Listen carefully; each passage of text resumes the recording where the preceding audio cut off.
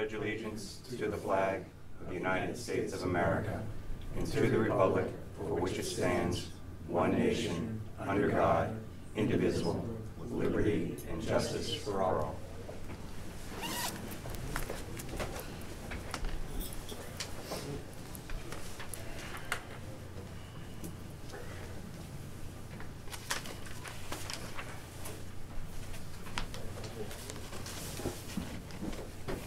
We've got two things here. I'd like to, I know that the Board of Health has stayed to discuss transfer station contract, but if possible, I'd like to hit the fire engine contract first. Is that the only reason you're here, Bob? Yeah. Okay, and then we can just get that done, because I don't think that's going to be a lot of talking. Do you have anything to present on the fire engine contract? I don't, Chief has it. Okay.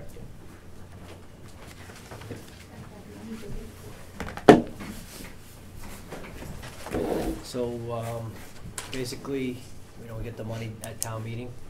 So we started an engine committee back in September to start designing the specs and shopping around. The committee's finished their work and they recommended to me that we go with Pierce Manufacturing, which is the same brand we have. We have two Pierce engines now. They've worked through the specs. They've designed the truck. They've been meeting on a weekly basis since September. We met with 4 different manufacturers. We were looking for a sole source, which means from start to finish, the truck's made by the same company in the same building. So there's really about 4 major fire truck builders. We met with all 4. They narrowed it down. They felt the Pierce was the best truck for the money, so we've worked with the manufacturer and the salesman, and we've gotten it to the price of $524. A few bucks under the 525, because we hit the 500 at town meeting, the 25 for Mangovi. So to get the truck we want, that's going to last, because we're looking for stainless steel, and Pierce offers some corrosion protection, galvanized frame rails and stuff like that. That's probably the best corrosion protection we can get. So that's really where we want to spend the money. Okay. Do you have any questions? Nope. Do you have any questions, Craig? No, I've asked mine along the way. I got the whole. And you're comfortable also with what you're getting from the think recommendation. That you don't have any questions, obviously, you wouldn't be here. The committee's worked very diligently, and they beat the manufacturers up pretty good. So we're getting a very good truck. I think the town will be proud of it. I know the guys on the department will be proud of it. I think it'll serve the town well for 30 years. Do you have a copy of the spec sheet that we could put online possibly? Is it shareable or is it not something that It's we're 140 pages. Oh. If we decide to go with Pierce and sign the contract, they'll make a little, Like they a usually summary. make like a quick summary that they put up saying, congratulations, Barry, you bought. The basic spec is gonna be pretty similar to the truck we have now. It's pretty just a modernized version of what we have. It's a work truck, there's no frills to the truck. I mean, the money we're putting in the truck is in the corrosion protection, the stainless steel body, so we don't have the corrosion issues that we have now. This stuff wasn't available back when we bought the truck last, in 1999. So it's a little extra money that way, but I think it's going to be money well spent. Did you wind up with the work lights you wanted, or? Yeah, we got some seam lights. The few little things that the truck we have now doesn't have, we were able to put into this one under the price we were looking for. So I said the committee did a really good job about beating up all the manufacturers, and I think this will be a truck. Yeah, I think this will be a truck everybody will be very proud of. All right, good. Well, I guess I'd make a motion that we approve the purchase of the PS truck that the fire chief recommends. Second. Call for a vote. Aye. Aye. So thank you very much, Bob. All right. No, I appreciate it. Give them the good news, and if You you got want it. 140 pages worth of exciting reading, I'll let you borrow it. No, I appreciate it. But when you do get that summary, if you could get it to Yeah, Andrew, so I we can- could I can advertise type a a little bit of this is quick what we're summary. getting for the buck. Yeah. Even at the overview I saw before of the truck, the different views of the truck and the cab, the panels and stuff. Yeah, just once- basic lengths and specs It like takes that. it'll take about 8.5 months right now from when we sign the contract to the truck's delivered.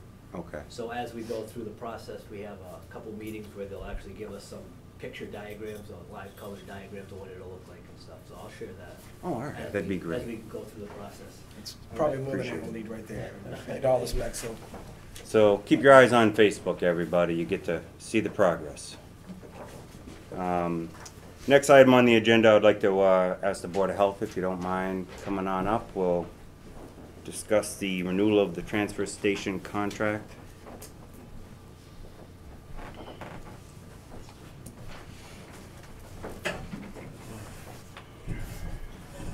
For those that don't know, we have a current contract agreement with Solid Waste Solutions. It was built on annual renewal options that I believe is a joint both boards vote. I don't recall specifically. I know we entered it that way, but I couldn't recall the renewal side of it. And this is what it's about. We have a 6-month like notification if we're going to cancel it, and we actually have already passed that deadline.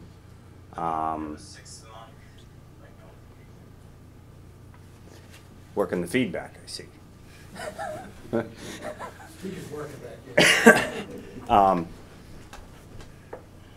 Do you have anything you guys want to say? Any thoughts? No, I'm ready to sign. Go ahead with it. All right. What are your gentlemen's thoughts? You know mine haven't changed. Yeah. And you, Charlie? Well, I think we're still waiting on information, so I think we almost needing more information. I think we have to go ahead and sign. Okay. I do believe we weren't able to even get the committee together in time to put any, like, they didn't put the effort in. It wasn't that. They didn't have time to really get everything, and we had asked for more questions each time they brought something, so.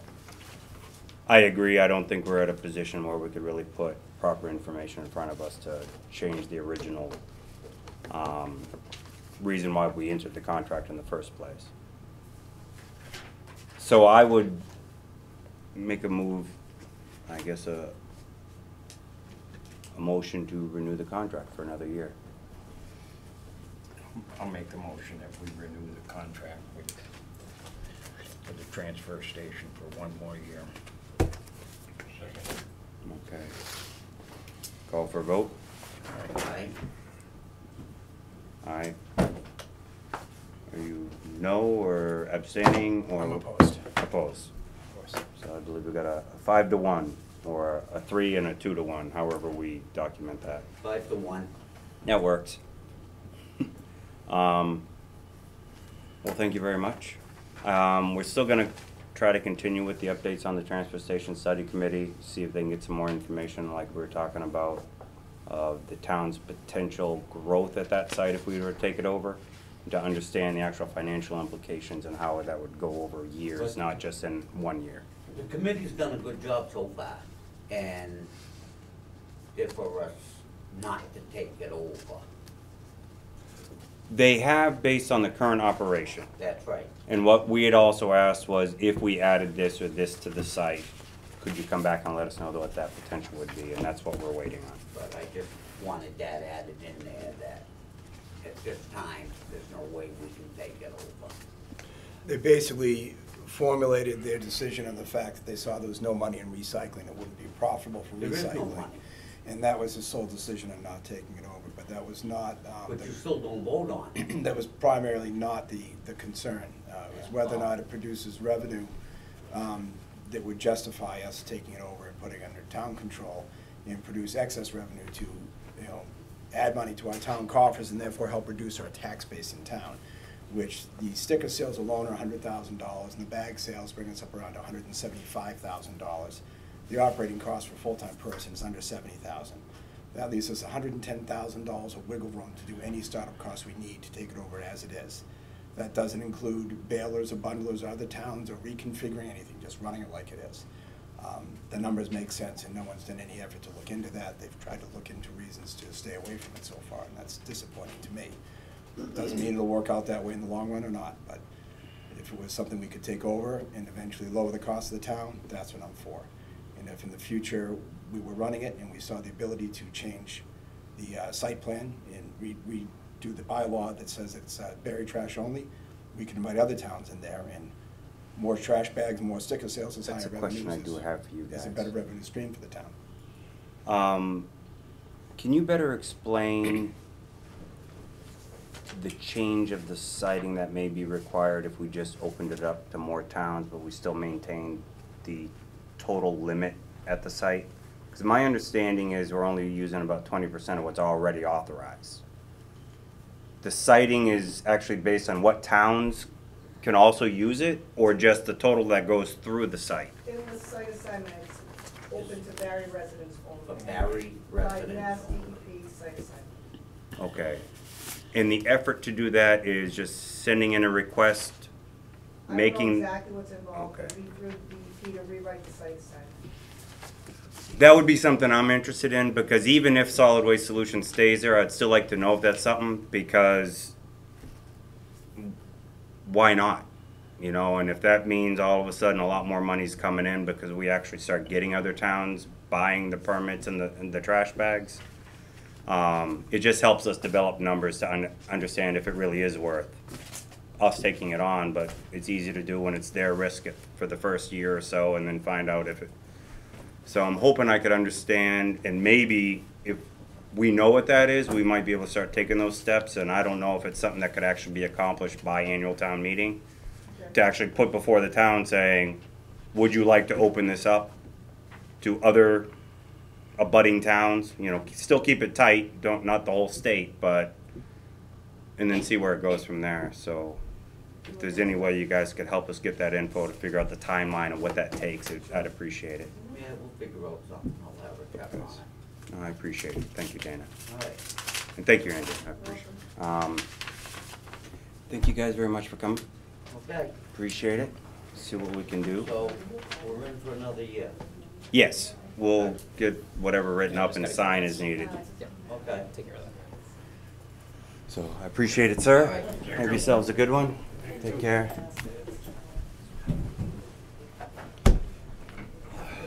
All righty.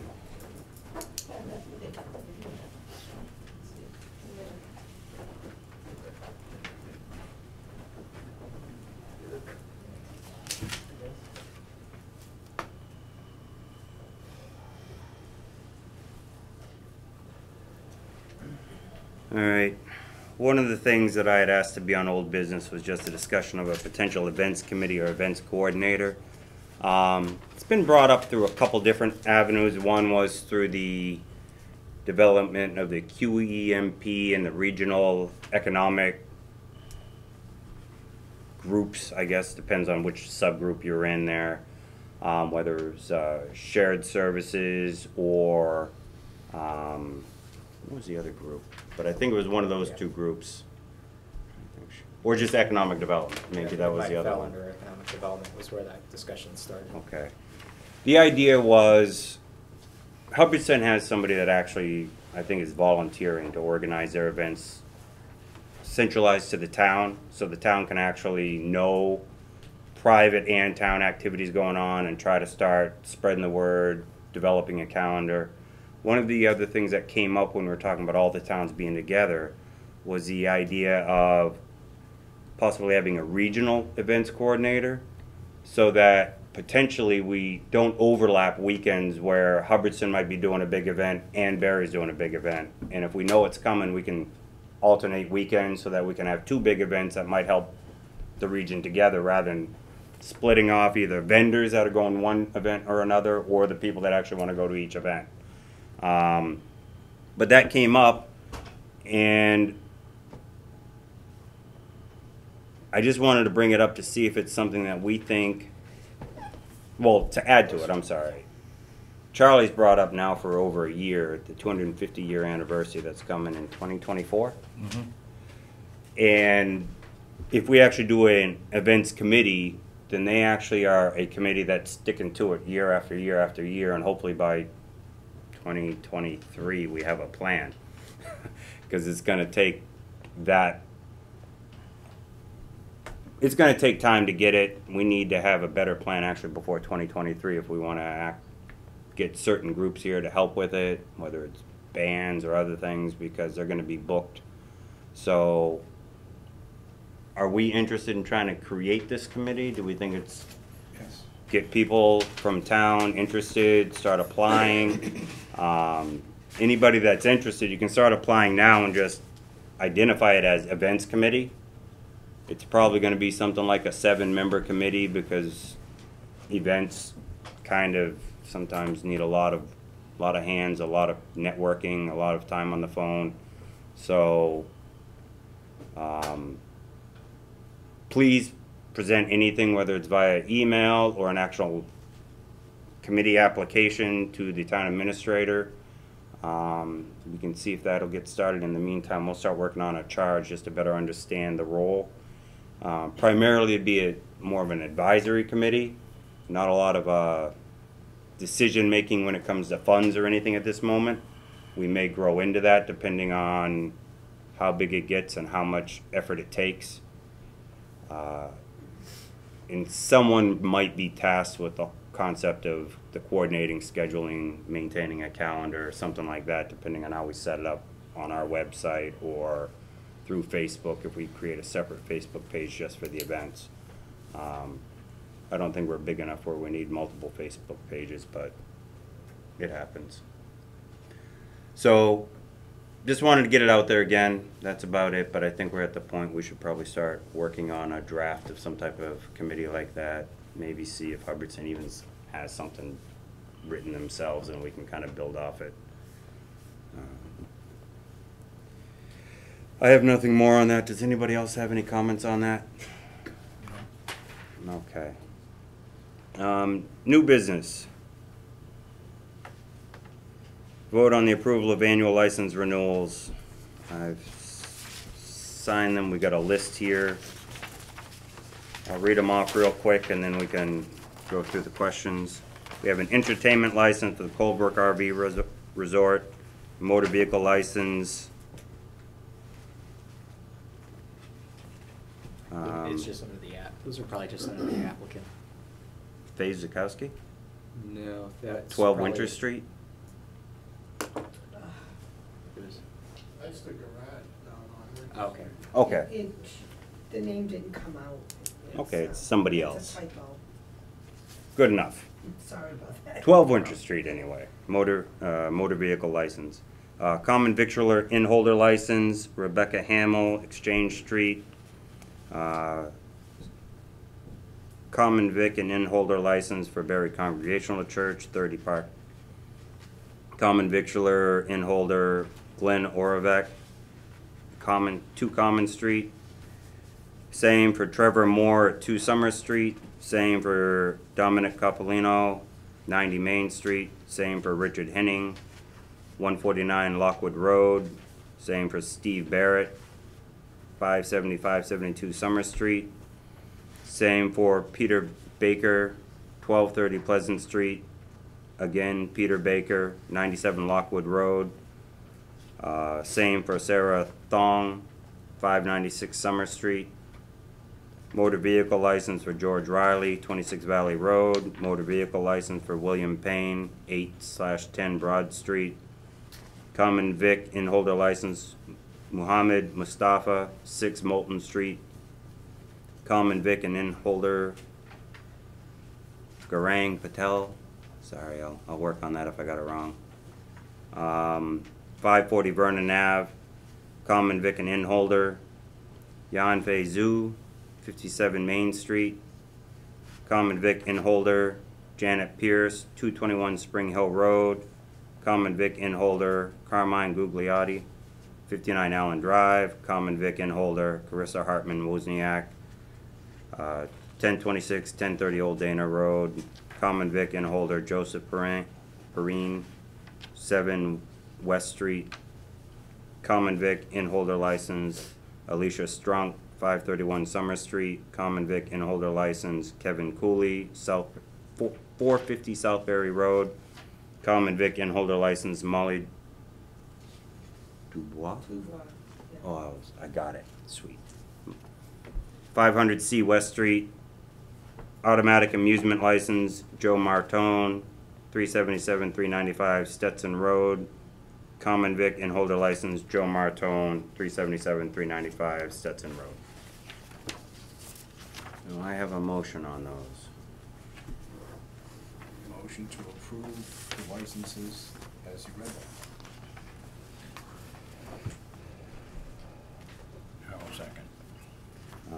These are all good in tax standing? Yes, yeah. And, any other comments? Call for vote? Aye. Aye. Okay.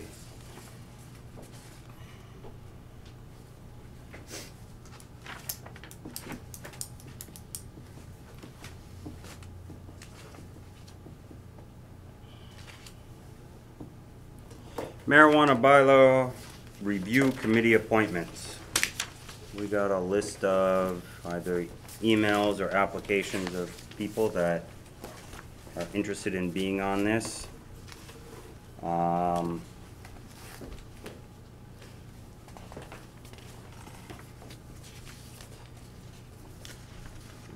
The only thing I would bring up before we even go through the list of people is, and I was reminded of it because I had to do my biannual conflict of interest training again, is this technically means you're a municipal employee appointed, you're just doing it unpaid.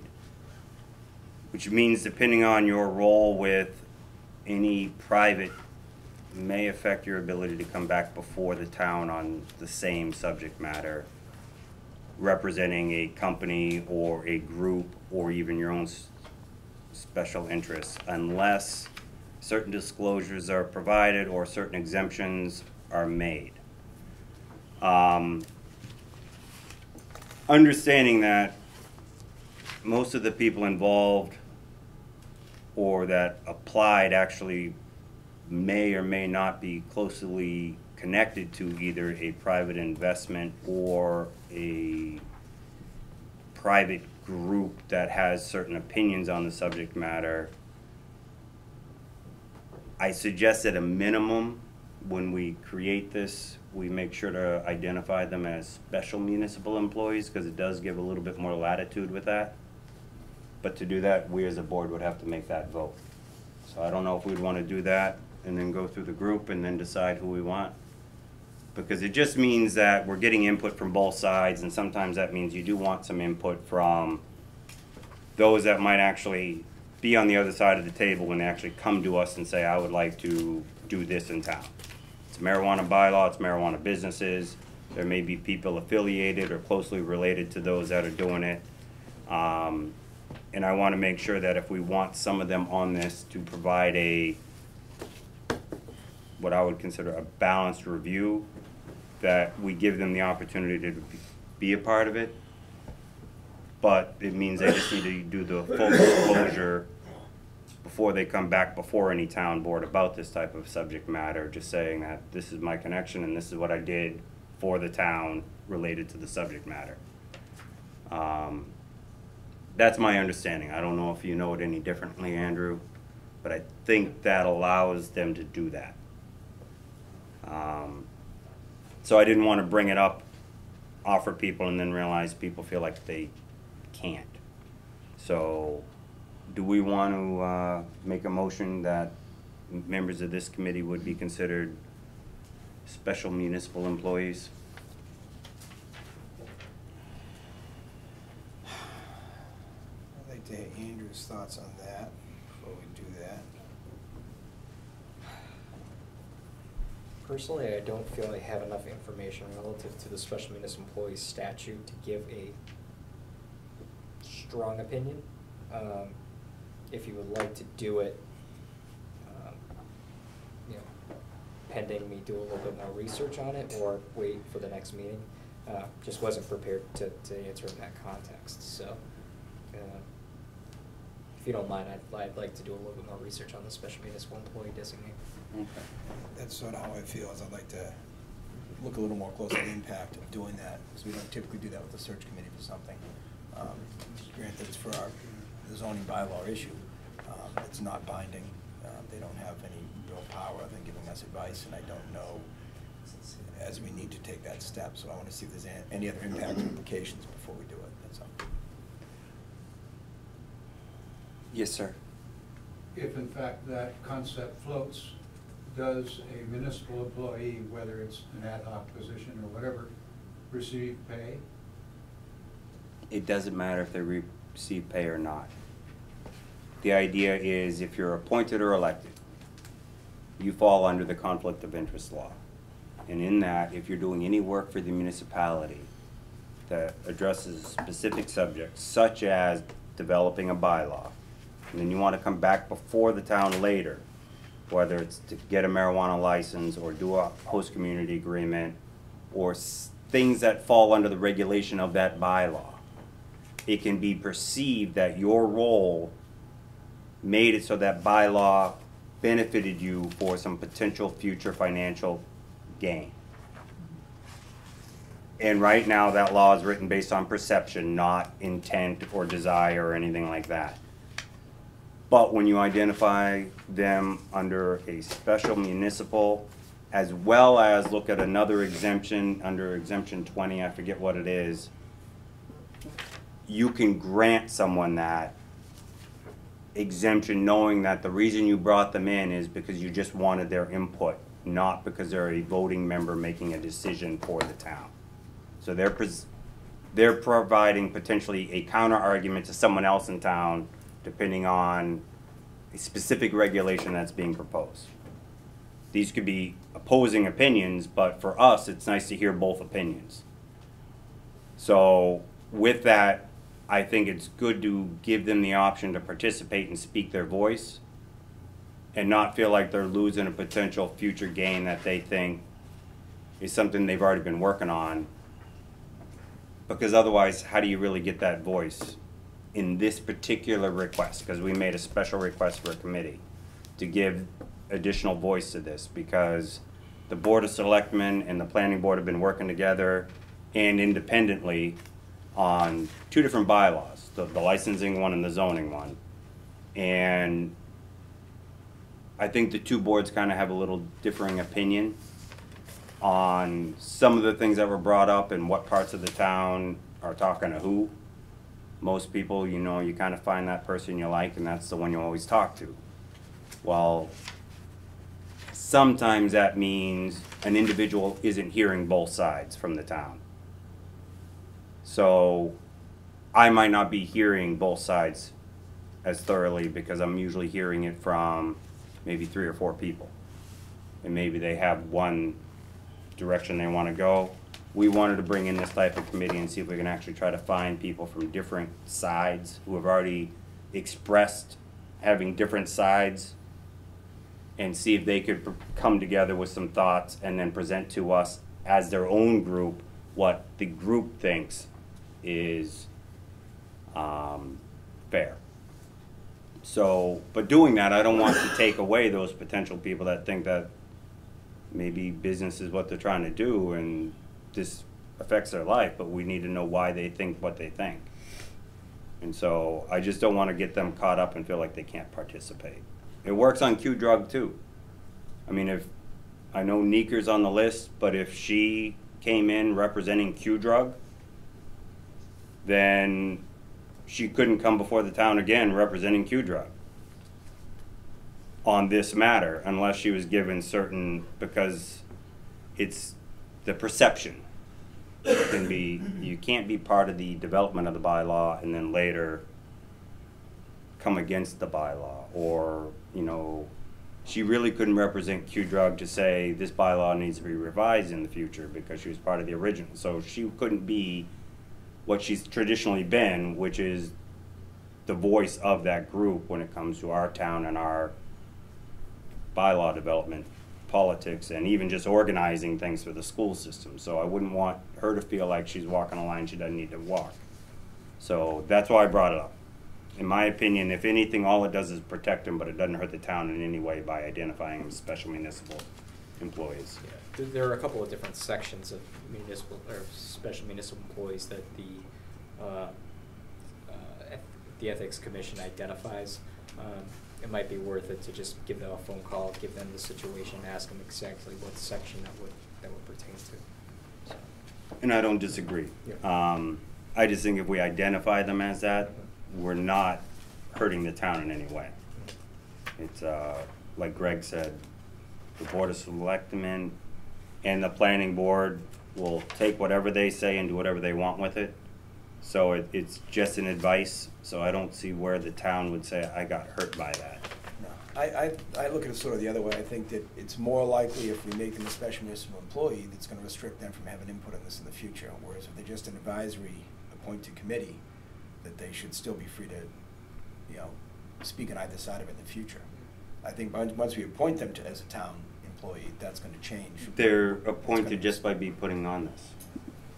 We are appointing them to this special committee. They are a subcommittee to the Board of Selectmen. Committee's By different. law. Committee's different than an employee. No, it's an appointed position. Well, And that's how they identify it. Any and all appointed or elected municipal all the more reason positions. to get a little more input. We can put it off 2 weeks if it's all right with you, and vote on it in 2 weeks. Doesn't stop us from appointing members to the board and deciding on the designation. We can change that designation in the future, easy enough. I wouldn't want to slow down the appointment of the board. Do we have a number of people we think we would like to have on it? Just a second. There are 8 so far that I'm just going through and penning some notes on them. Trying to get an idea of where they're coming from and why they're interested. Some say, some they don't.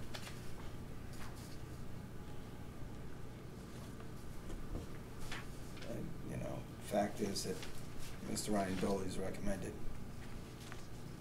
4 people for this board, and there's a 5th that's applied to the 8 that have worked with Dean. Well, Dean, just so everybody So, knows, but- Dean did but- also suggest Neeker. But yeah. So it's not like he was suggesting a But I- one-sided, And Kathy? And I And wanna say, Kathy I was in gonna it, say, yes. within those recommendations, we do have Kathy, which I would assume is very neutral on this, and Nika, which we know is probably opposed to marijuana. I think Catherine Triflo is obviously on the side of the facility. I don't know about Chris, but Chris is a local business owner, and I think that's a great choice to have on there. But having some pro and some con is gonna make this work, I think, I hope. so of Just noting that those, he's asked for those 4, but it doesn't, I think he's recommended a balanced group of people, not a prejudicial group, is my point. your thoughts, Charlie?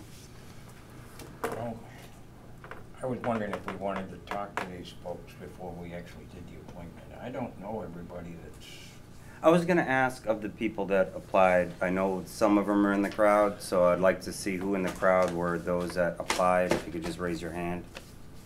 Okay, we've got at least 2, all right. I'm not familiar with Rebecca LaVenture. I'm not familiar with Ralph? Betting that's That's you? Ralph. Okay.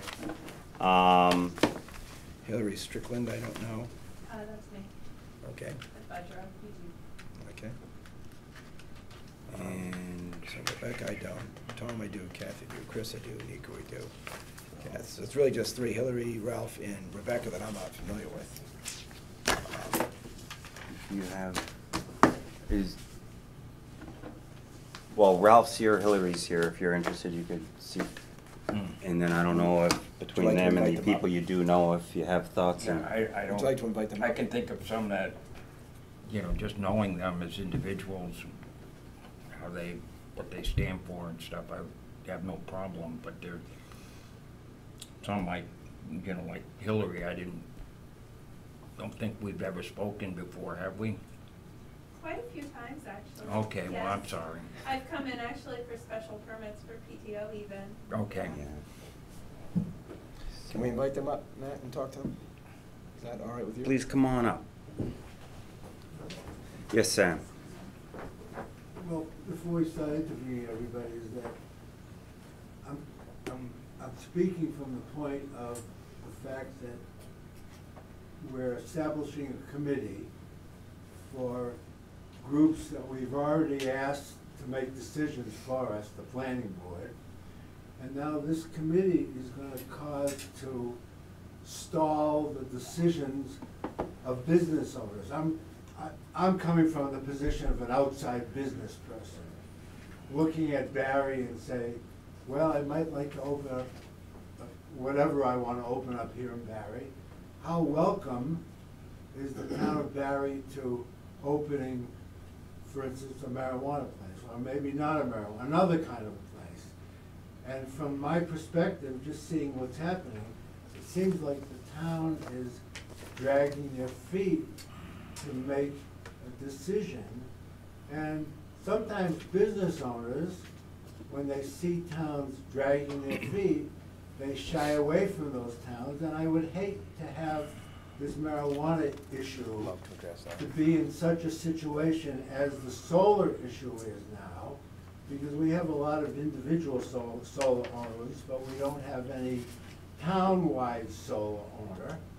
And we could have, if we played our game correctly, so. It's not about solar, No, and no, I understand no, your point. I know, what I'm saying is that this committee is causing to drag on a final decision, and a lot of business owners who may be thinking of Barry may say, Barry never can make up their mind, I'm gonna go someplace else. And then in 5 years down the road, the selectmen may say to themselves, or to the people, that we should have made a decision sooner, because we dragged our feet and we threw away a lot of possibilities.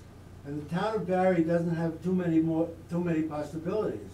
We lost $500,000 a year. Your point from is the made. town. So Now- so I just want to bring it to that attention, that's all. If you folks think that I'm not speaking correctly, Sam, can I cut you off? Please. That's been plenty for input. No, I got you. I Okay, I good. get your opinion, and I agree. The town is dragging its feet on this. Thank you. However, this Thank you. board and the planning board, zoning board, both brought bylaws to the town meeting floor with the town, not us, the actual town tabled them. So we're doing the best we can to come forward with something different, and the town didn't seem to want to listen to the ideas we brought forward. So we're trying to ask townspeople to come in and join and give their opinion in this, to try to find something different that we can do to modify it so the town will accept this. So to move forward as quickly and expeditiously as we can, we've invited townspeople to have their input. And hopefully that the zoning board and this board will listen to their input and come up with something the town will be glad to move forward with. But we have tried. It has been rejected by the town, not by the leaders of the town here. I appreciate the input. I think you made a good point. And to that end, I'd love to have our guests sit and talk. thank you. Real quick, Should Mitch. we be recusal here for the people that suggested? Hi, Greg O'Sullivan, sorry about that. Should we Greg be O'Sullivan. recusal by some of the people that were commented on, 8 people, should it be recusal for people that suggested the people? Because of the- We followed up, just so you know, for anybody that was suggested by another person, we went to the person that was suggested and directly requested, and they followed up saying, yes, we are interested. So there was no third-party recommendation that didn't, am I misunderstanding your question? Sometimes the best way to get committees is to ask people to join. What? Sometimes the best way to get a committee is to ask people to join. If you're looking for certain talents or opinions or skills that someone has, you might want to ask them if they would consider joining a committee, because they may have no desire to be involved until you suggest it, and then they're willing to fill the position for you. And Dean has suggested people because of their opinions and what they bring to the table in the discussion. Is That- he not the number one person about the? And Well, Nika let's is the just number one against it, clarify. I'd say. And that's one of his recommendations. But Nika didn't suggest, she suggested herself, but she didn't. Mr. Iandoli also suggested Nika as one. Actually, before he just did to suggest. clarify, all he did with his suggestion is start the conversation. And we had asked Andrew just to reach out to the people he suggested to see if they're interested. And then we also got 4 more applicants via email separately. So we got a pool of 8 people. I think we're looking to have at least 5 people on this board. So all he did was just initiate the conversation. We didn't go after those people because Dean suggested them. Outside of the fact that we thought if Dean suggested them, it's because he thought they might be interested in participating, not just because he thought they would be good people. So he presented what he thought would be 4 people, 2 from each side, at least when you look at discussions that have happened at annual and special town meetings and the voices that have been spoken. And we said, that's great, Dean.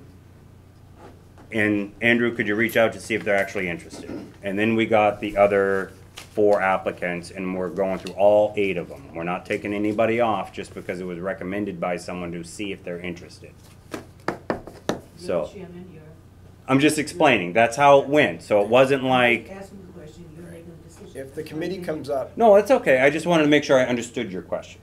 And what you were just, if I understood your question right, you're saying is, if 4 were recommended by Dean, do we take them off the table because Dean was the one that recommended them because he has a financial interest in this industry? Is that what you're asking? One recusal, not the people that he suggested, one recusal of the person that suggested to be. Meaning Dean's not allowed to be on it? Is that what you mean by recusal? Maybe I'm misunderstanding. Isn't it his business? he's not on the list. I know he's not on, but isn't it his business, isn't it, that we're working on through all this No. marijuana stuff? His business is done. Well, no, it's not, because the Well- marijuana licensing bylaw is still something he would have to walk through, so. But, yeah. But the point is, it is his business, but all he did was speak up. He has no determination, judgment, ability to make decisions on this. He just, as part of conversation, said, hey, I think this might work, just to get it going. So we reached out to the people he recommended. All 4 of them said, I'd be interested. And then we waited and we got 4 more applicants, so we're just looking at the 8 people, no matter what Dean said, and we're gonna see what we think is the best way to fill out this board. And you feel we need this committee? I'm hoping this committee can present something, because the last 2 times we've gone before the town, the very first thing that happens is someone calls out either a conflict in the bylaw, where at one point we say one thing and another point we say something different, or they bring up something that sounds legitimate, like, yeah, that does seem like you're asking too much from a business that you wouldn't ask from any other business. And there's a very fine line there, because the state has at least said you should be treating it very similar to alcohol. And some of the things that we were gonna ask a marijuana business were much more extreme than what you ask for anybody with a package store. So when that happened, we were like, that makes sense, we gotta think about it. But we realized maybe it's better to get people off the board to take a look at it, and even if it's a typo markup saying, you got a conflict here, you got this here, you got this here, and they kind of represent it rewritten so it looks clean and the conflicts are gone.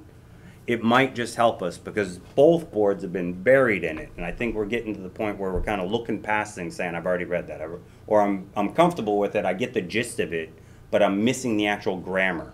So I'm reading past it, and then I miss the typo, or I miss the thing that's, so that's why bringing in another group, almost just a third party, take a look at it, tell us what you think, will give us something to then go and finalize I it. think it's a good time. This is not something that we're gonna ask them to provide something in May. We need something earlier than that, so we can then do something.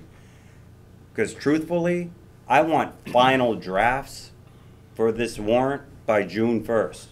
Like, this is what's going on the warrant. I don't want it a week before or 2 weeks before, because we need time to print it, we need time to properly publicly announce it and give people a chance to read it before coming to the meeting. So I'm just explaining. I understand all that, but are you not overriding the planning board who originally had the? Can I? No, the planning board can ignore the whole thing. We're just offering it. That's what I wanna We clarify. wanted it, we're asking it, we're gonna do our best to see if they provide something that tells us, you know what?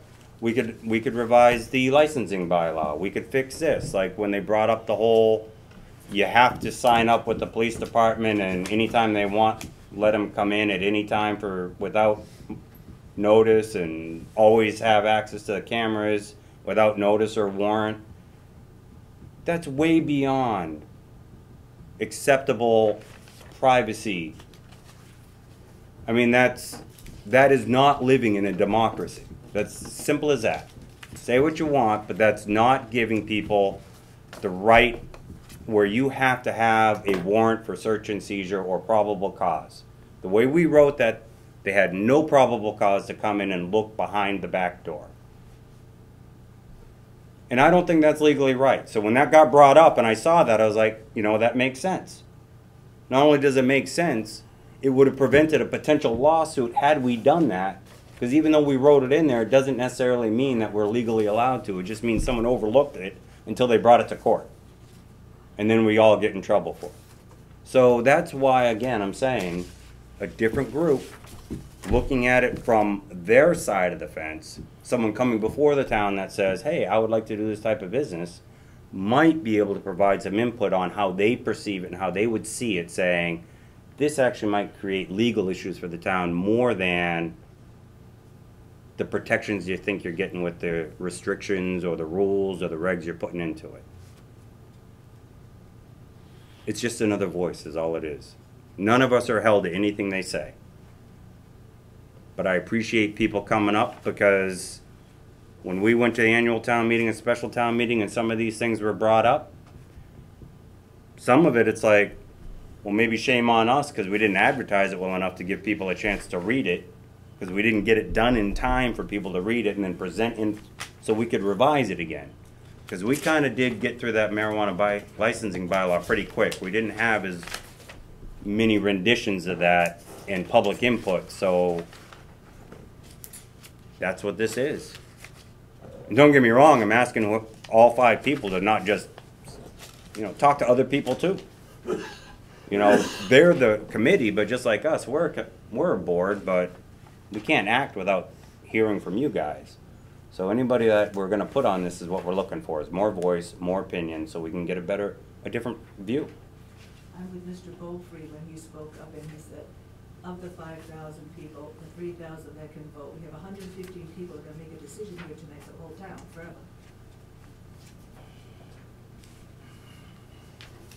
Yeah. Yes. Yes, we are. But And we that- didn't, because we didn't agree. And if the It other. either got tabled or failed to pass. 6 months down and now you are it.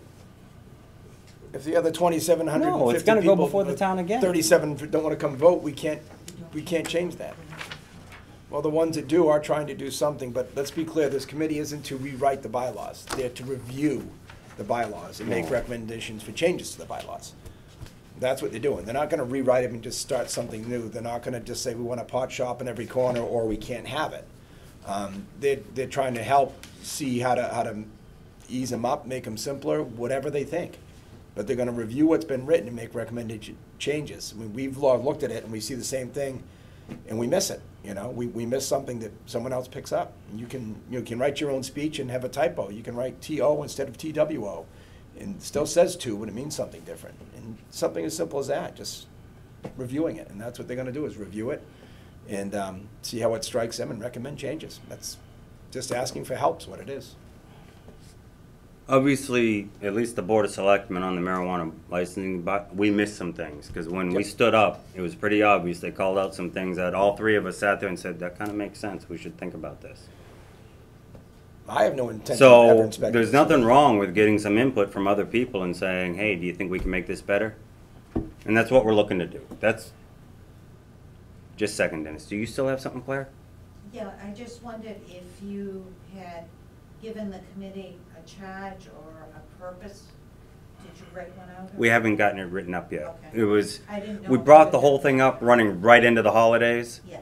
So the idea was get the applicant names out, or requests for applicants, and we're trying to get it so that we don't have this be an issue where any comments they want to provide are so late that the 2 boards don't have a chance to actually think about it and then revise anything if they so choose going into the annual town meeting. Like the So we transfer were just kind of expediting it, but a final draft will be approved by us probably by the end of the month. Are you giving them the purpose of the committee, like a charge? Yes. Telling them what to, They will definitely have that. Yes. There will be a written charge explaining the purpose.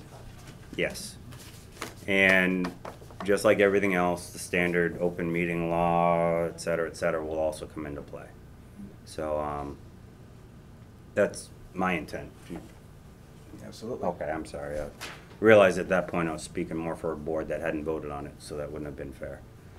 Do you still have something, Dennis? Right behind Ralph, we had a question. Probably can't. Yes, sir. Very briefly.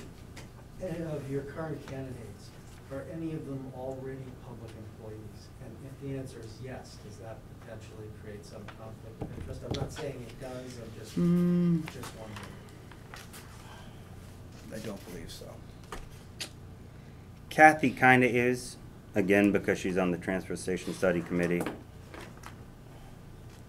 That's another one where I think if we just identify it as special, she can be on more than one.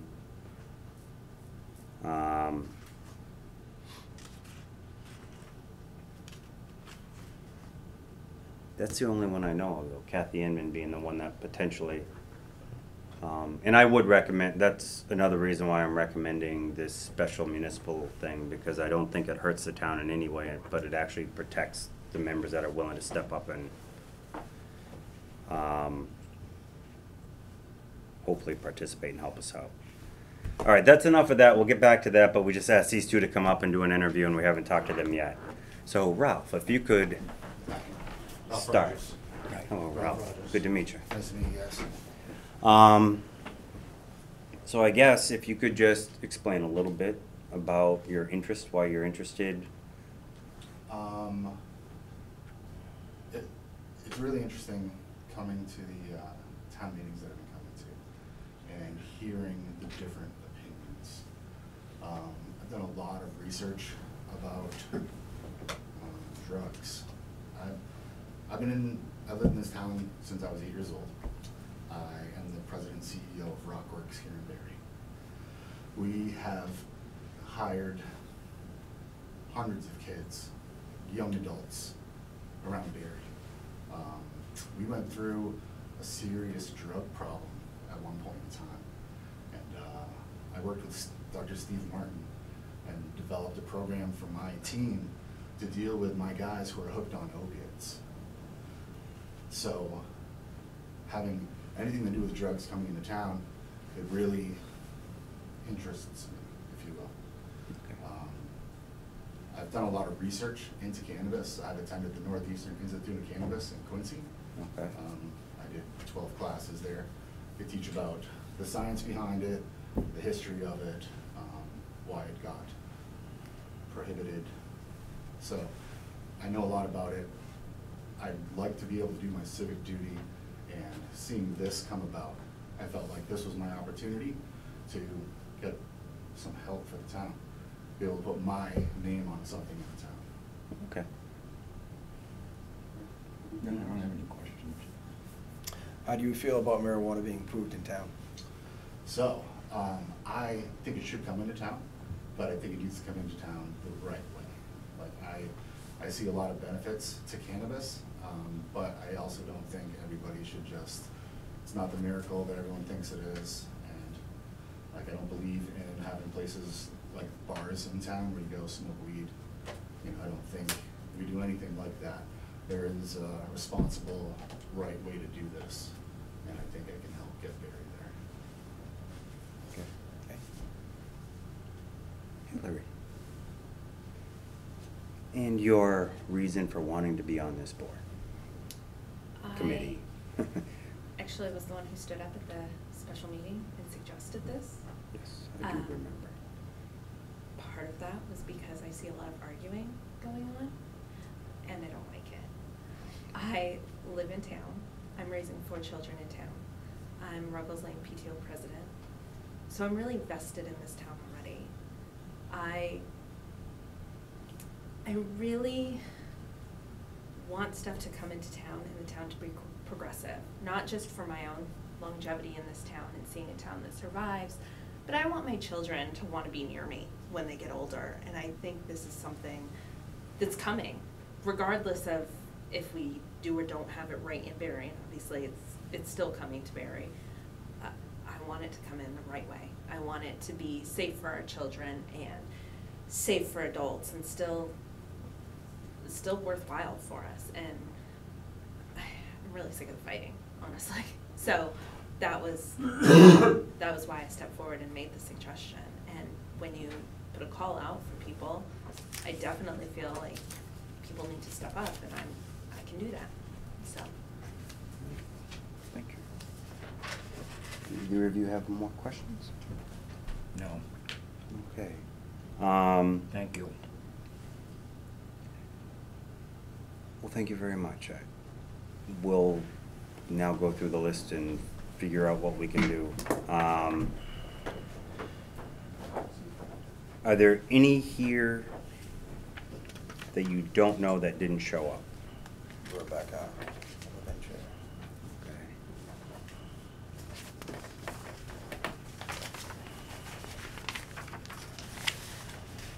Laura, I have a question. Yes, sir. Shouldn't you have had the charge done first before you go to appoint people?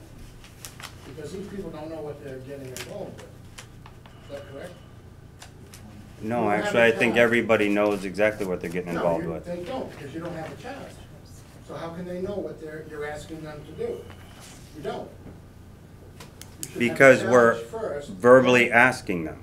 But did you explain to anybody that's applied here what the charge is that's being asked of you? Generically, we did. We talked about, and just a minute ago, I talked about hoping to get their input on their advice, reviewing the bylaws, and making suggestions for how we might better them or alter them. Any committee And we haven't written the specific charge to those exacts, but we wanted to get people in sooner rather than later, because as you recall, we just had the transfer station committee come up. We got that committee formed with very short notice and insufficient time to do any research to produce a result when we needed it. And we're trying to get this going as soon as possible. You know, because they volunteer when you can appoint them, if they don't like it, they can certainly step down and we can appoint new people. Any committee I've ever been appointed to, I waited until the charge was formed, then put my name in the hat. I always thought that's how it was done. Normally that is how it's done, Dennis, but what we have here is we had the special town meeting December 11th. We had a Board of Selectmen meeting a week later, where at the special town meeting, someone from town, Hillary, suggested this might be a good way to move forward.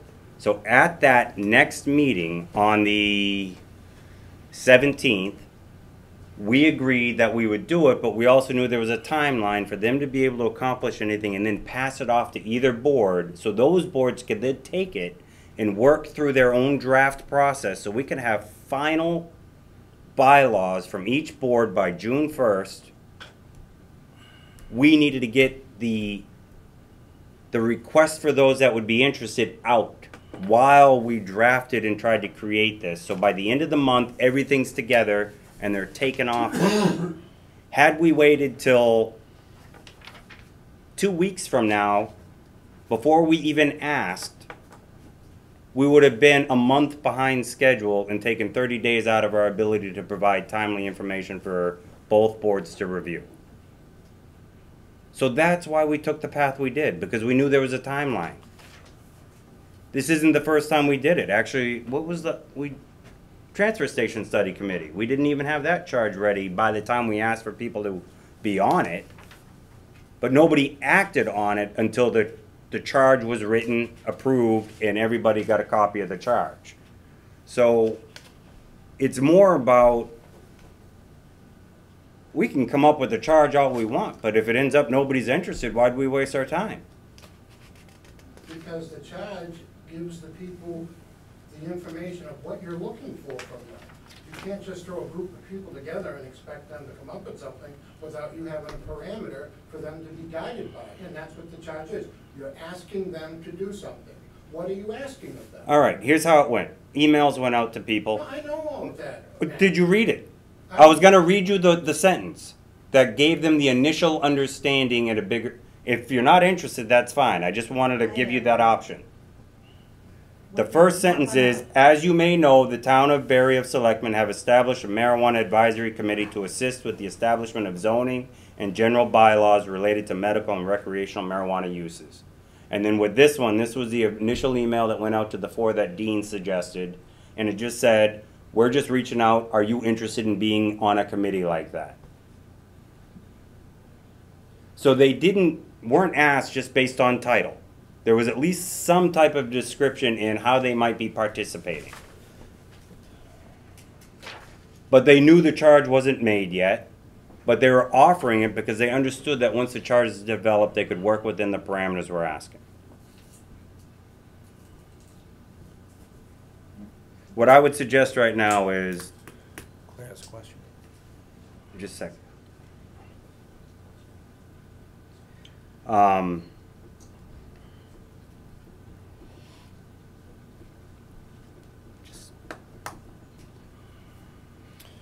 Is this an appropriate time to work on the charge tonight? No, it's four bullets. Open meeting law, conflict of interest. Number 3 is review both bylaws presented at the December 11, 2018 special town meeting, zoning and licensing. 4, mark up and provide comments as potential recommendations to revise those in a manner that would assist the town in passing and providing clear, protective bylaws for the town. It would be that simple. It's 4 sentences. I don't know what else we're at. It's just read them, mark them up, give us some comments, back it up so we understand why you're suggesting to do that. And it's not do it in a month. Again, I'm thinking if we can give them to the end of March, it gives them a chance to have, they can work together back and forth, talk to their neighbors, get some input, and then they come to us. Maybe if we can give them a legitimate chance to get a head start by the end of January, then the end of February, they come in and we have a little talk back and forth. They might have questions of us, we might have questions of them. Then they go back to the table, they come back a month later. Now starting March 30th, you've got April and May for each of our boards. You've got 4 meetings to take what you've already done and just, this is where we're gonna end up. You might make special notes too, that we encourage him to talk to a lot of people in town and get input. And remind them that per state law, we must allow these businesses, the marijuana businesses, per state law. No. This is not something we can disallow, so you have. Well, actually we can, because we don't have to answer anybody's request for a host community agreement. So the strongest power this town has against this is just this Board of Selectmen. We can say no to anybody that walks in that door, and we don't need to justify it. I believe that was a part that was explicitly against state laws. The Board of Selectmen could not stop marijuana from a town if the town voted for it. Actually, we can't make laws to do that, but we can refuse every host community agreement because it's required to have one to get your state license. And that's just a negotiated contract. The state cannot say, Splitting hairs. why didn't you agree to that contract? We're just gonna say, because of this, done. There's nothing in the law right now that means we have to come to an agreement with someone that comes to the table. Fair enough. So, I mean, when it comes to people saying what's protecting the town, well, right now what's protecting the town is your Board of Selectmen. It's just us, I understand that as well, but obviously, the intent to comply with the state rules and what they wanted in the elections is that these will exist in town in some fashion at some point in town. And so I want the committee to understand that this is really an attempt to find a way to make it work, specifically, not just to make a recommendation against or for, but the special note, Right. that you're really, your objective is to try to find a make a way for this to work. So you're gonna hear from both sides of the argument. It's not about, you know, shutting it down or supporting it. And just supporting it doesn't make it work. We know that. And then that's the. There's definitely a balance, and that's, I agree with that. So just some note in the charge about that, some instruction that says that, you know, your objective here is to try to find a way to make this work better. Because obviously the current bylaws have made objections from both sides of the aisle on it. Otherwise, your 4 bullet points, of course, I think are the obvious ones we've discussed. All right, We could have so that typed up for next meeting and vote on it in a proper form. I will just put it out here. The notes I have right now is open meeting. Item 1, just open meeting laws. Item 2, state conflict of interest laws. Item 3, review both bylaws presented at the December 11 STM. zoning and licensing. Item 4, mark up and provide comments to revise, fix, clear up typos, whatever. Number 5, encourage town outreach for input. In other words, each member, please do talk to your neighbors. Number 6, make the bylaws more efficient for both town boards and potential developers. That was one of my bigger concerns. Was I thought we were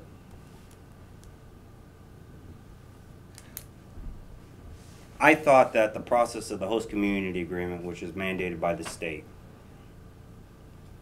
and then following that up with a special permit granting authority through the zoning bylaw, was forcing a developer to go through 2 separate subjective processes where it could all be addressed in one.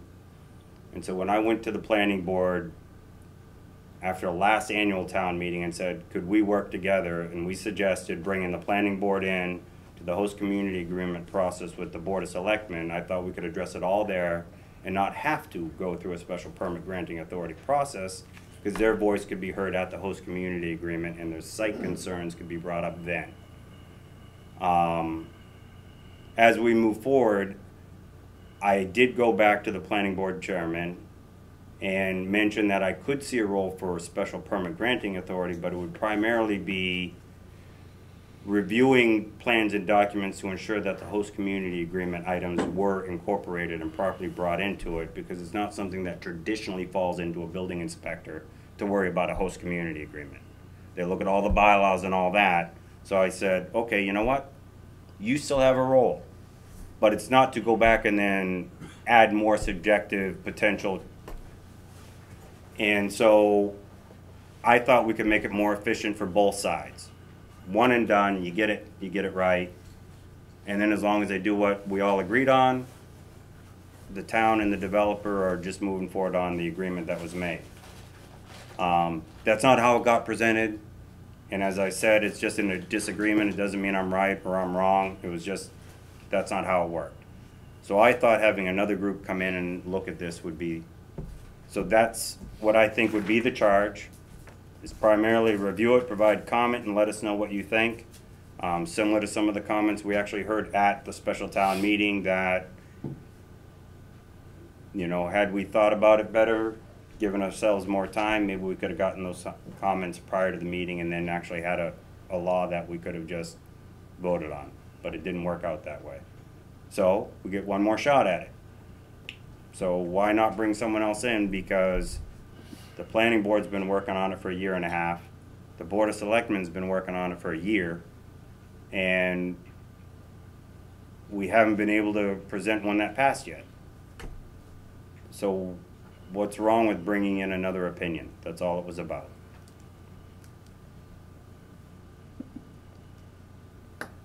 So do we want to go through the names, make some votes, further discussion?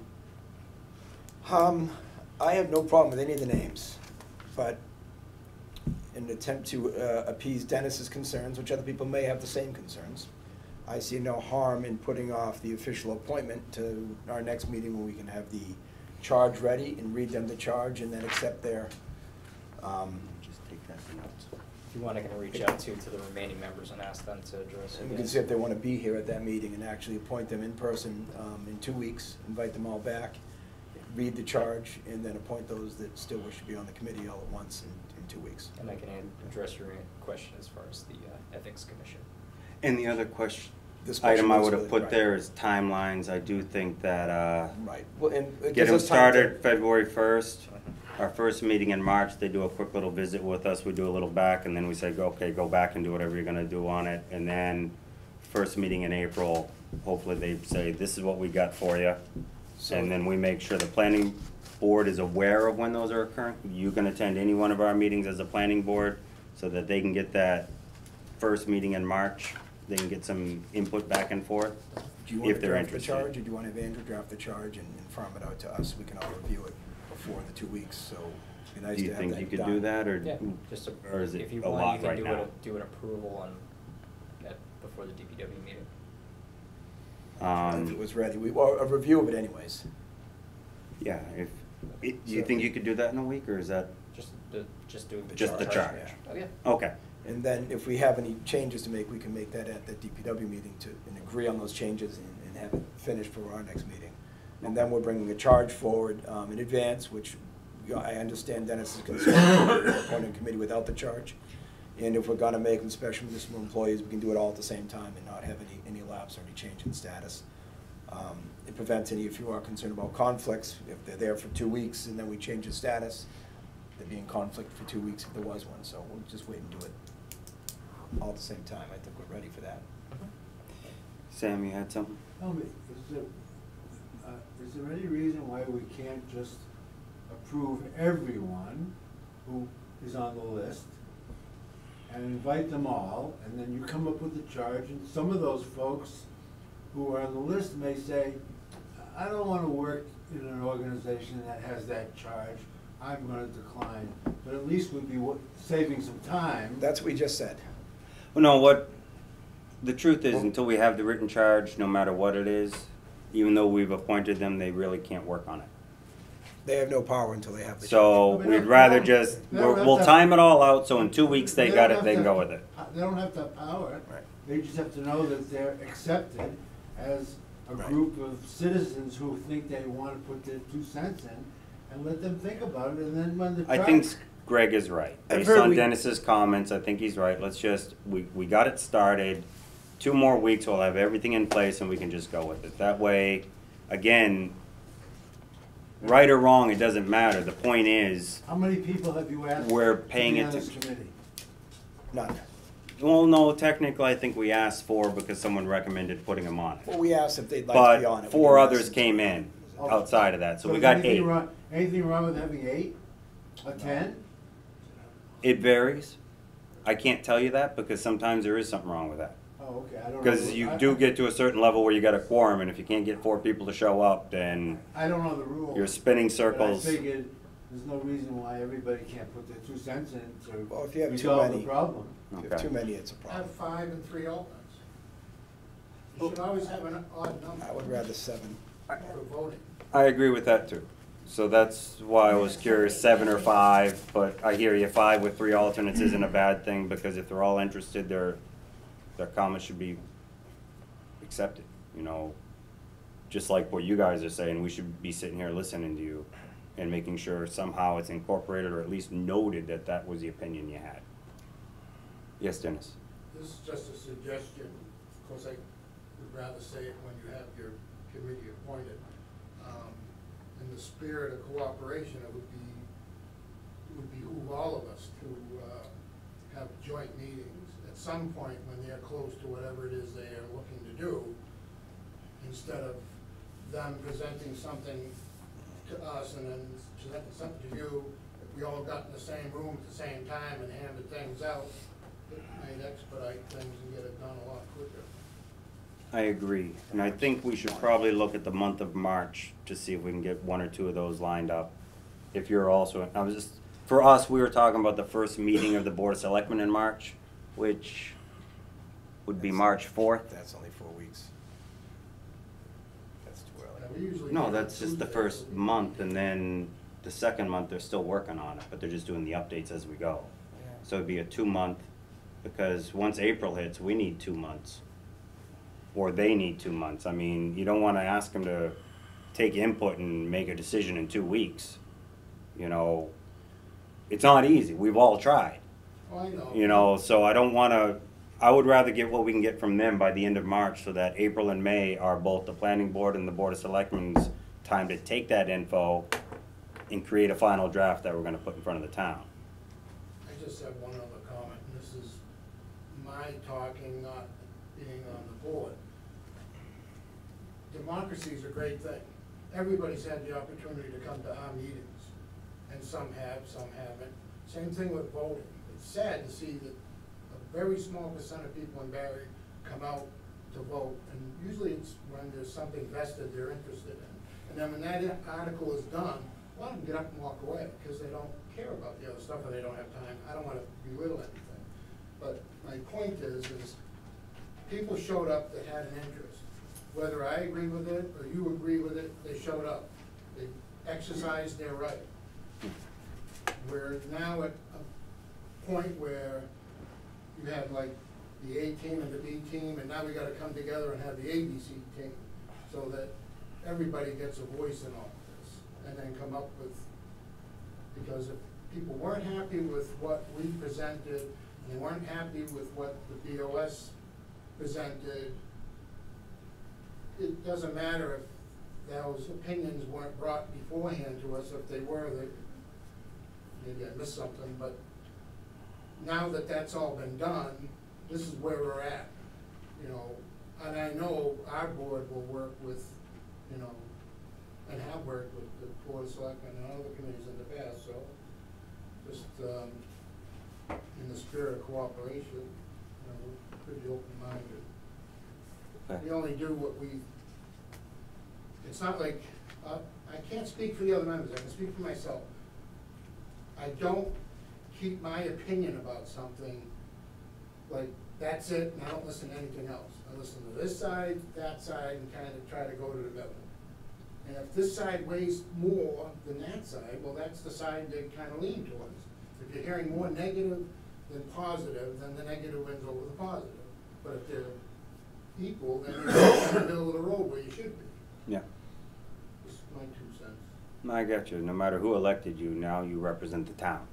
Exactly. So each item, you've got to listen to what the town's saying. I have my personal And I got you. opinion, but I don't hold that to how I make my decision. Yeah. And I understand that. And I agree with that, so I appreciate I it. think you guys do the same thing. So with that said, then, I guess what we'll do is table this to the next meeting in the process, get the draft going. Thank you very much for the two of you coming. Are we gonna ask them to come to the next one? If you want. I would like to see the people that would like to be in the committee. I'm gonna ask all. We could do that early on. Everyone that's on the list to come so they can at least address them once you've already asked. Okay. And if we address it early on. Would you be so able to we come have back time. again in a couple weeks? Thank you.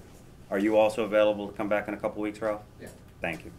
Thank you for coming this time, though. I appreciate it. Bring the 4 kids. It's a good public experience for them. Yeah, you don't want to. I see them. Depends on how quick we want the meeting to end. Could move it right that- along. It still wouldn't be better. The meeting wouldn't end. Feral. Did you just say feral? Yeah. Okay, all right. I want to make sure I heard it right. It's all right. We got an animal control officer somewhere. Okay. So we have that.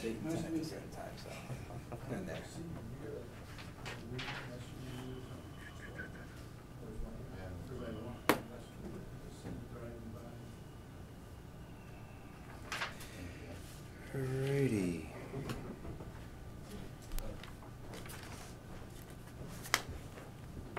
Board of Selectmen Rules of Procedure. Brought up by one of the members to see if we can create more of a standard policy about meetings more specifically. Andrew created a draft.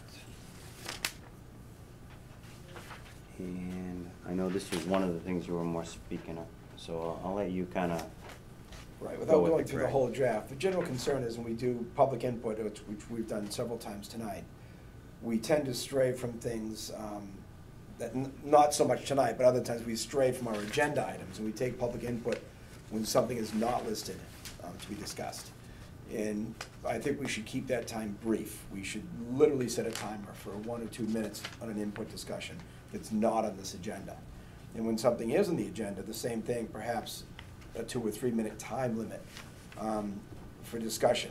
There's, you know, to allow people to go on a topic for 15 or 20 minutes, or as in last time, nearly 35 minutes on a topic that wasn't on the agenda, I think, is inappropriate and pushing our line as far as open meeting laws and publicizing. So I'd like to come up with some sort of parameters for ourselves for, I mean, I agree with public comments and letting it in. You know, there have been past boards that have said, we don't have to listen to you and we won't, and I think that's wrong. I want to hear what everybody has to say, and I want people to have the opportunity to speak. But there has to be an end to it. There has to be a time limit. A lot of these meetings run till 10:30 at night sometimes, and they shouldn't. Quite frankly, no one has time for that not to sit here and not for us to sit here. If we can stay on topic and streamline discussions, you know, I think it'd be wise. And including our talking on things, keeping our responses more concise and explanations more concise.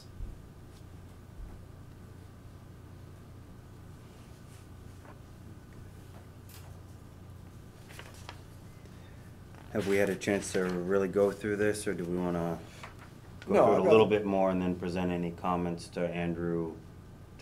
I'd like to go through it some, and we can talk about it if we have any comments on it now, but yeah, I would like to,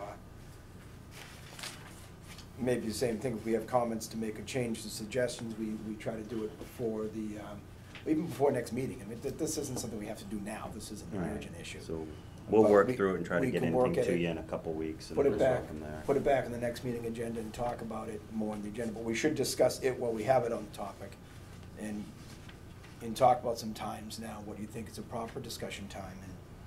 And, you know, the meat of this, of the, you know, we'll look at on our own, but my main concern would be to talk about time limits and how we're gonna address it. Okay. And then, yeah, we go through this and bring it up in 2 weeks and make our adjustments in and vote on it in the 1st of February. First meeting in February. Perfect. And when we're done, we'll give it to Council. Quabbin High School and say, put this into your civics training. So when you guys graduate and you want to come to town to figure out why we're telling you what you can and can't do, you now know how to ask. Anyway, I'm just suggesting, it might not hurt.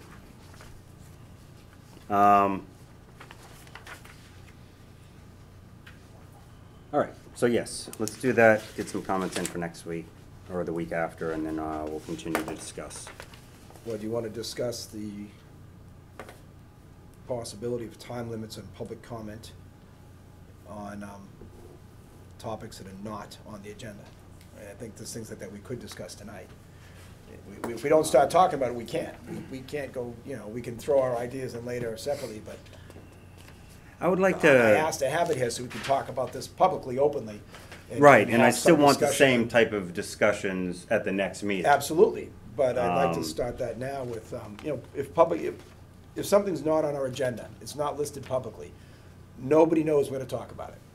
So if somebody wants to bring a topic up to our attention, that's fantastic.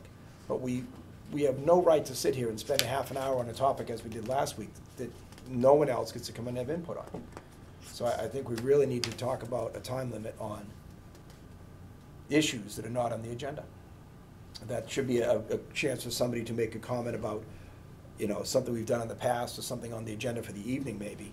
But to bring up a new topic, it should just be a chance to make note of something or bring something to our attention, and that should take but less than a minute to do. And I think that would be a reasonable time limit to say somebody has 1 minute to bring a public comment to us that's not on our agenda. Are you speaking about the Seven Hills discussion last week? There's a couple of things we did last week, but yes, we can't, Oh, no, just asking. but you can't start any topic and get too far into it, because it's unfair to someone who's Yeah, I think that's getting the right. other side, which can be taken as bashing them Yeah. or speaking against them, and can cause public sentiment against them. And I think that's absolutely. it happens often in many different Good things point. without being specific, so I didn't want to be specific on anything, but I would rather see that if somebody wants to bring something to the attention of the board, they have 1 minute to do that, and we should limit our response to 1 minute Yeah. back. It should be very brief, or we're pushing the open meeting law rules. And just to let everybody in the room and anybody listening on the camera, you don't need to use public comment to get on the agenda. You just need to email us a minimum of by Wednesday prior to a Monday meeting, so that Andrew has a chance to say somebody requested this on the agenda. The chairman can say, yes, let's put it on the agenda. Or if we've got 30 things on the agenda that night, I go to him and say, can you ask the person if they can skip 2 weeks, and we'll do it at the next meeting. So we get all of our agenda stuff, we try to post it by Thursday, because we don't work Fridays. The town offices, administrative offices aren't open on Friday. Andrew is nice enough to do things at times for us, but I don't like asking him because it's taking advantage of the fact that he's actually working off hours just because he's a salaried guy and he's a nice guy, and you don't want to do that to him. Eventually he'll burn out and run. So if you get us something by Wednesday, we're more than likely going to have it on the agenda. And now it's not that you only got 30 seconds to tell us the topic and then we're going to table it for the next meeting anyway. So I just want people to understand that public comment isn't your only means and methods to have discussion here at the Board of Selectmen meetings or any other public meeting. You just need to contact the town administrator or the respective chairman of any board or committee and ask to be on their agenda, and it can change the whole concept. Go ahead there, Dennis. He's like, where's my time limit? No, I was gonna say, what's your newest extension? 101. 101.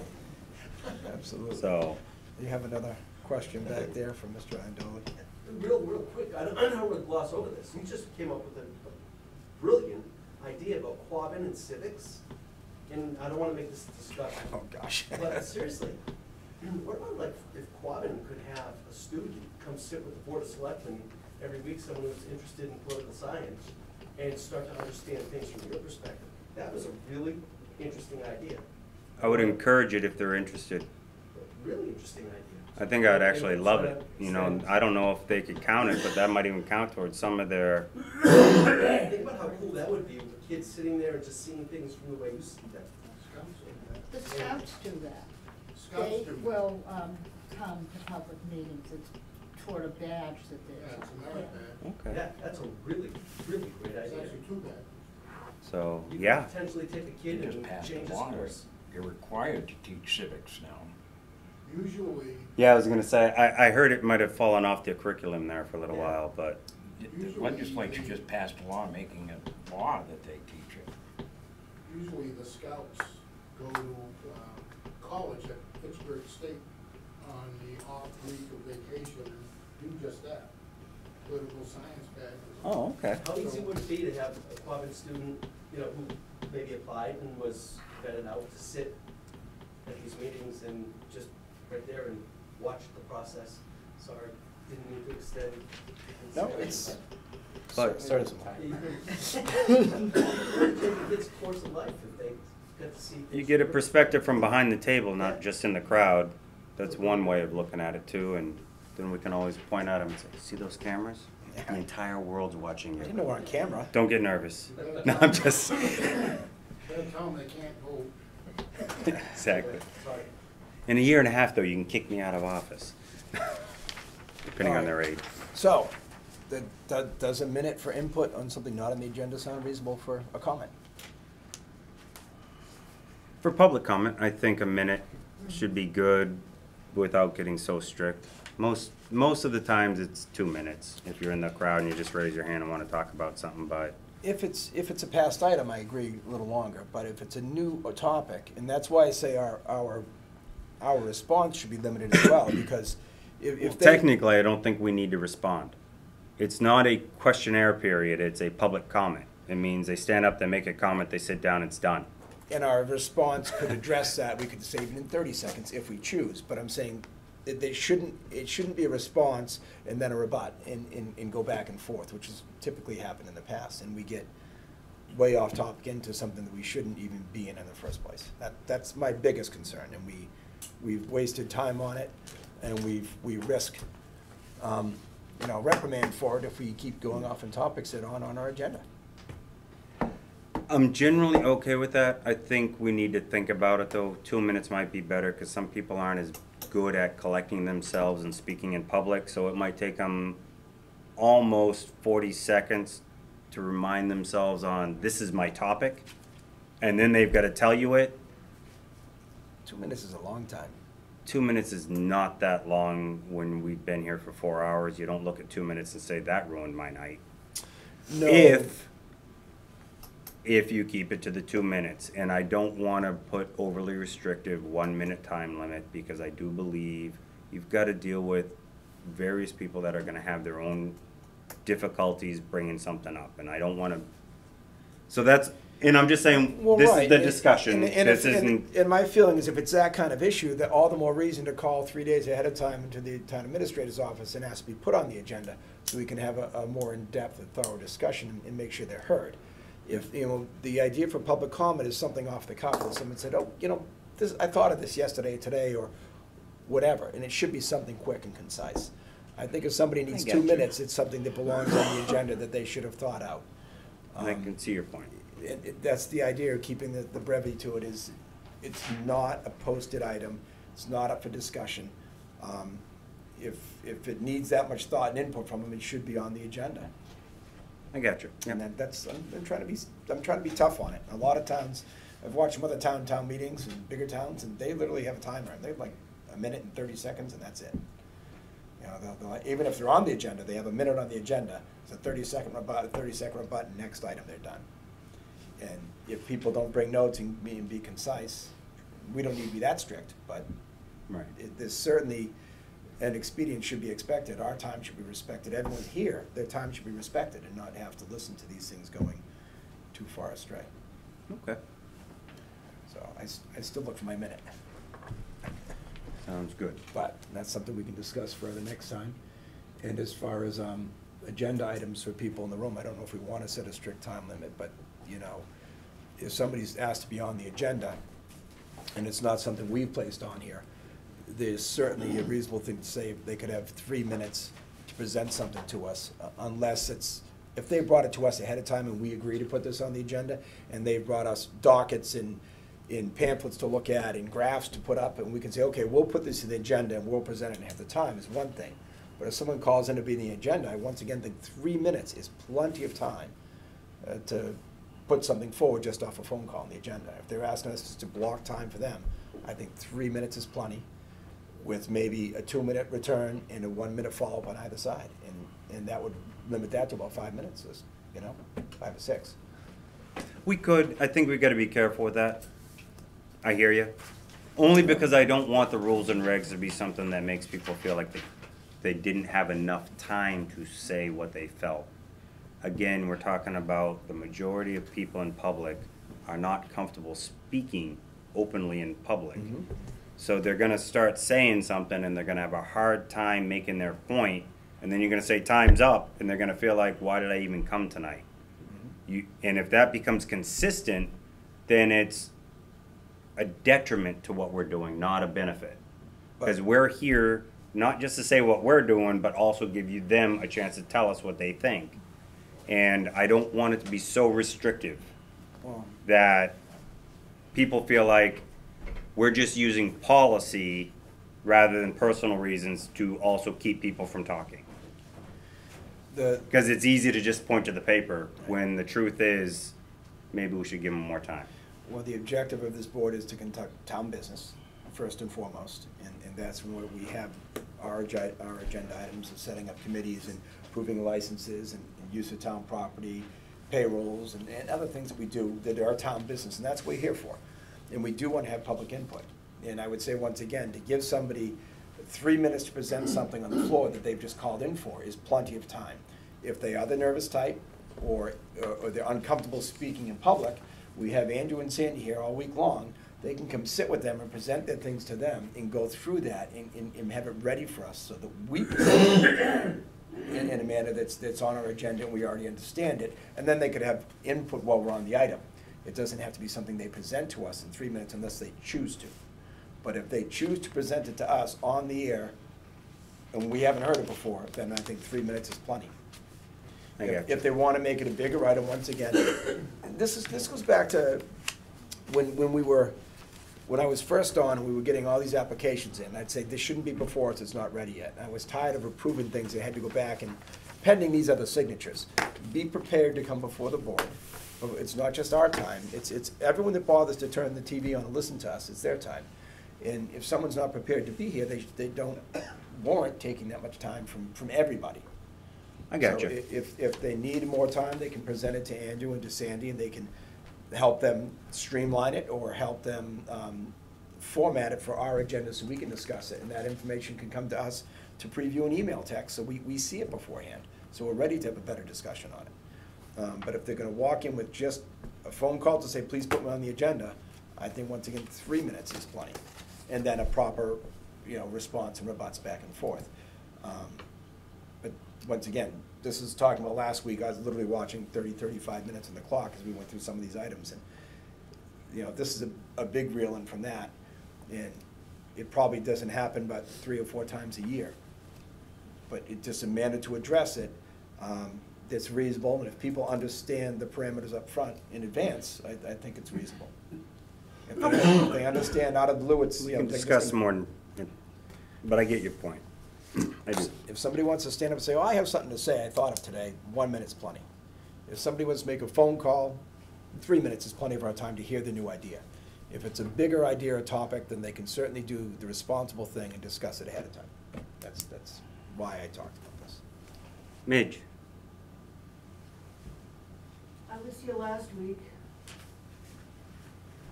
I said we had 2 commons.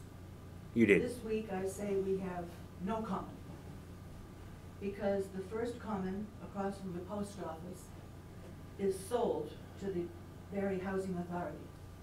Even though you use a Memorial Day exercises on private property and you leave the war memorial there, which I think should be put inside the park.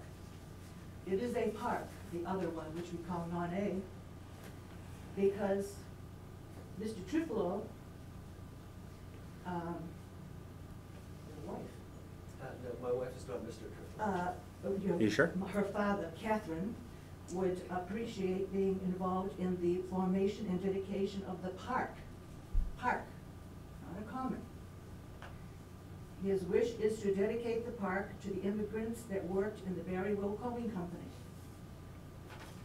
My dad worked there. This is to be kept and used as a public park in perpetuity for the public good.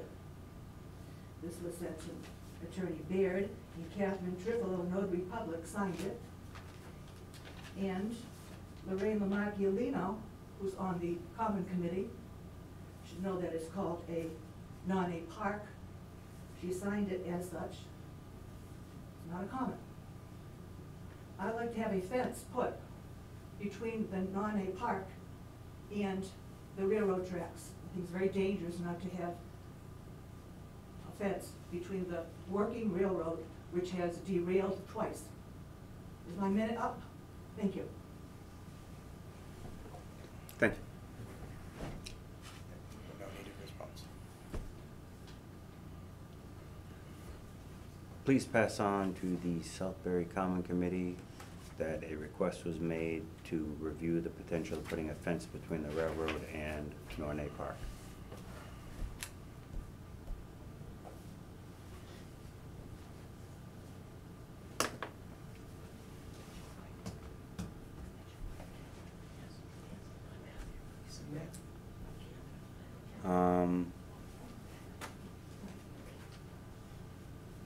We have a request to use town property. Request to use Town Hall for a wedding on April 16th, 2019. Any conflicts on that date? Nope. Then I would make a motion to grant Linda Freeman use of the town hall. The date should be 6. You are correct, April April 6th. 6th, I'm sorry, 2019, the L and the 2 p.m. 6 were close enough and I just kind of went, yeah. Thank you. Thanks for correcting me though. That's all right, I just wanted to make sure I'm in the right place at the right time. And congratulations if it's you or family. No, family member, thank you. So motion for Linda Freeman to use the town hall April 6th, 2019 at 2 p.m. for a wedding. No alcohol, light refreshments.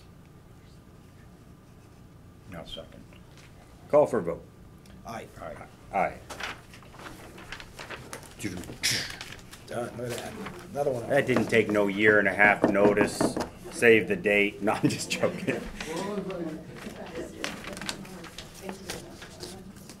I can only say that because I've been engaged for more than a year already. With no date saved. Engaged for 12. Well, we were together for 12 before I asked. So I figured if I go another 12 before we get married, then I'm halfway to dead. You want a shovel or keep digging? Don't forget, Probably. you're on television. Oh, yes. I knew that. I'm terribly, like, and it has nothing to do with her, it's me, so. If only being on I'm the television fool. changes behavior, but it doesn't. Keep digging. Oh, it won't matter. She told me something about there was another podcast she wanted to watch, so maybe she's not watching tonight. Exactly, yeah, right. She's probably texting you right now.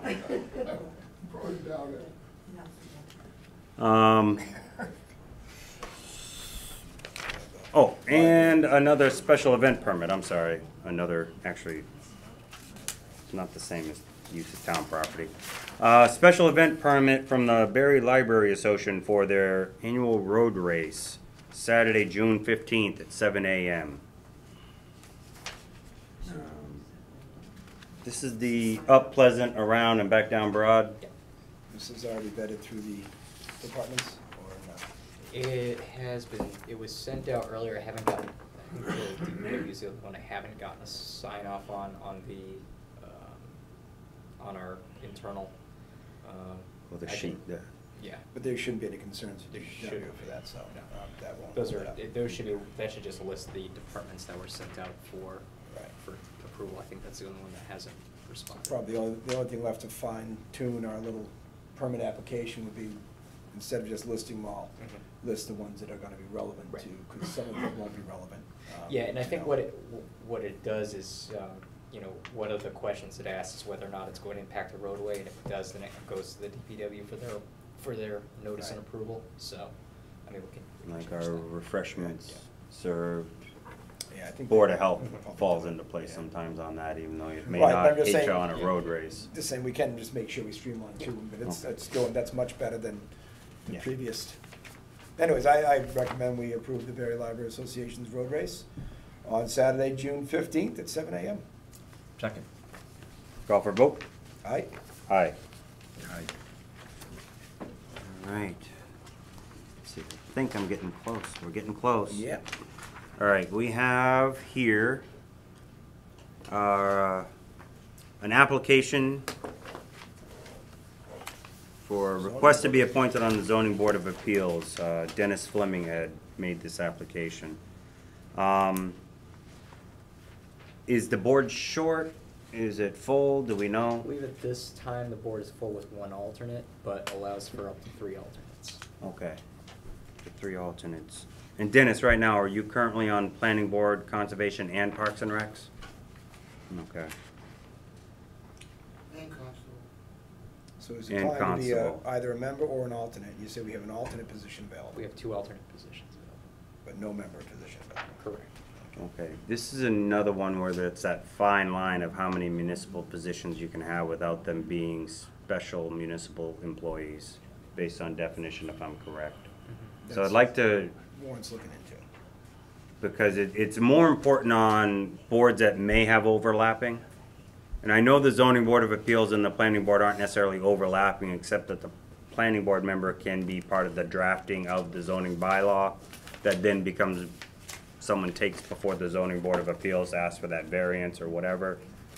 I don't know how legally that's interpreted, so I would suggest that we get some, even if it's Jim, just to look at Okay. his current boards and what he's asking for, to see if there's any special criteria that should be put in place, just to make sure that we don't appoint someone and find out that we shouldn't have, because of some law that we just didn't think made sense, but someone wrote it, so you're stuck with it.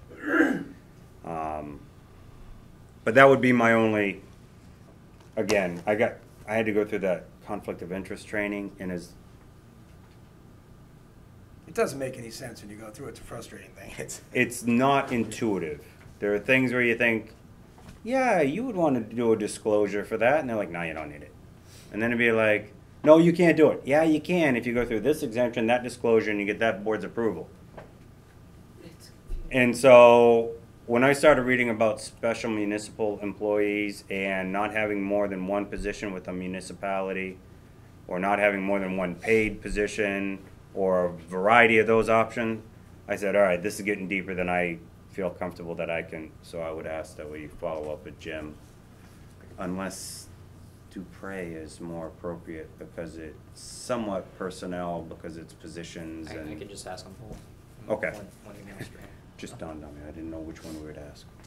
And none of mine are paid. None of the positions are over paid. Okay, even the constable? Well, that's separate, that's private. If I'm hired on privately, the town maybe once a year, twice a year will. Oh, I got you. One of the three to post a warrant. All right, I That's got about you. it. Doesn't even cover your bond. But you're elected as a constable, right? That counts then as a municipal employee, so every dollar you make on that, I believe, counts as paid. So just be careful you don't get trapped by the accident, well, I got paid here, but my stipend was more there, and, because you can only take one income. Take your highest, from a municipality anyway. Call firefighters are special municipal, so they don't get in trouble for getting paid for the fire service as well as if they work at DPW. Except for selectmen, you have to invoke the selectmen clause and choose one of the incomes. Yes, that is true. And I chose the low paying one. All right, So you do fire work for free? Don't do much of it Because we didn't budget anything for selectmen, so you're saying the low paying one, I'm guessing you put fires out for free. I would say, since I'm doing this, we miss most of our training and stuff that I normally do. So when you miss the training, you miss a lot of the earned income, and then you miss a lot of calls because of the lack of training. So I wasn't even sure, so I didn't take a dime for being selectman from the beginning, because I didn't know if the law does not say the same municipality, but recently they started incorporating it into their video. But the law just says a municipal employee can't have more than 2 paid jobs. Well, I work for the city of Worcester. So I'm like, I don't want anything, I don't want to get in trouble. worth risking. And I'm not paying an attorney the amount of money you'd pay me to be a Board of Selectmen member to find out if I can or can't. So I was like, the attorney does it in 3 hours. the risk just isn't worth it. All right, so we want to table Dennis's application till the next meeting? Yeah. Have these answers? If you don't mind. And then, did you have something, Sam? Another question, is it smart for town directors, you three, to, and I know that these positions are hard to fill, but to allow one person to be in so many boards, even though the boards are hard to fill, but I think the focus, if they're in too many places, may not be very democratic. That's all my thought. I think you hit the nail on the head when you said there's not a lot of competition for the position. So far, every board we've put Dennis on, he did not have somebody else sitting at the table with an application saying, I would like it as well. And I don't mean that negatively, like we wouldn't choose him. But you're right. Had I had more applicants, I would look at it and say, okay, he's on 3. I'm not going to consider him for Zoning Board of Appeals. But it's not like we have a long waiting list of Zoning Board of Appeals applicants. I mean, so that's where I look at it, and I hear what you're saying. I'm not specifically saying zoning board of appeals, it's just, we have a small town, so. I was just bringing up this example. If one person is 7 or 8 boards, it's wonderful, they can be really helpful, but their prejudices are focused on all those boards, and it's kind of hard to separate some of the positions if they have so many directors, being the chairman of these different boards, it's kind of hard. It's hard to be democratic. It's difficult. I don't disagree. And That's also why we asked the lawyer for his input on how many positions he could hold. Let's take that in consideration. Why don't I become an agenda item? Oh. And well, this is an agenda. I'd like to, but I can't. This topic is not. Because of my appointment private wise, but not. involvement. It's the same I can't topic. devote the time, to be very honest. Multiple appointments. His application said he's on 3 boards. All the public documentation, it's part of this agenda. I don't know how you could say this was off topic. Because this was just an application to appoint. discussion on policy on appointments in general. It's moving away from appointing someone to someone doesn't open up policy on topics for appointments.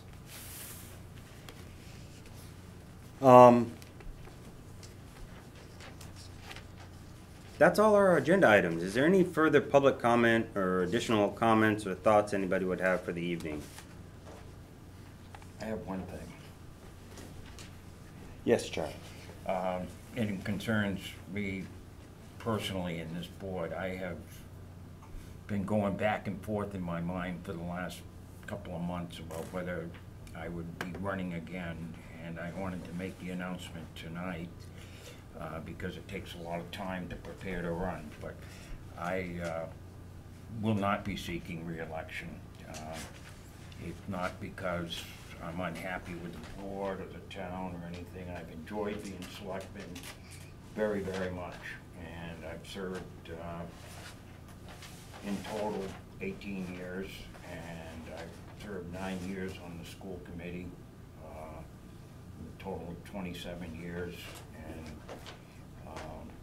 when I came on, we had a certain set of problems that we had to deal with, and we've kind of dealt with a lot of those problems at this point, but I have decided to go back to being a private citizen, and it was not an easy decision because I really like being selectman for the town of Barry, and the Barry voters have always been very good to me, and they've afforded me opportunities that I never dreamt I would have, really, when you come right down to it. I've done things in government that I just never anticipated in my wildest dreams when I started out. So, but after a lot of thought and a lot of consultation with my family and so on, I just decided that I would not be seeking re-election, and I'm doing it right now, making the announcement so that people who might be thinking of it can plan. I know the papers come out fairly soon, actually, I think.